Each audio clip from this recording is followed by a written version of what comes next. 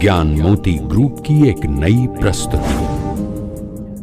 बाबा ने कहा, याद मुख्य रूप से 2 प्रकार की होती है, लेकिन उसमें भी शक्तिशाली याद किसे कहेंगे, आइए समझते हैं। पहली विधि, एक होता है डायरेक्ट विकर्म विनाश की स्टेज में स्थित होकर फुल फोर्स से विकर्मों को विनाश करना। अर्थात अगर अपने को बिंदु समझ बिंदु बाप को परम धाम में याद करते हैं तो इस निराकारी बीज रूप स्थिति से बहुत जल्दी विकर्म विनाश होते हैं। दूसरा तरीका बाबा ने सुनाया, जितना जितना तुम शुद्ध संकल्प व मन की शक्ति से अपनी बुद्धि को बिजी रखते हो तो बिजी होने से भी शक्तियां जमा होती हैं।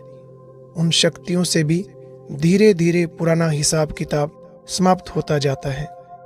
बाबा ने कहा, बुद्धि में नया भरने से पुराना स्वयं निकल जाएगा। एक होता है पहले सारा निकाल कर फिर भरना, और दूसरा होता है भरने से फिर निकालना।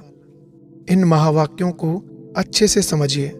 बाबा कह रहे हैं, अगर खाली करने की हिम्मत नहीं है तो दूसरा भरते जाओ तो पहले वाला खाता आप ही खत्म हो जाएगा। फिर बाबा ने याद के लिए एक और सहज साधन बताया।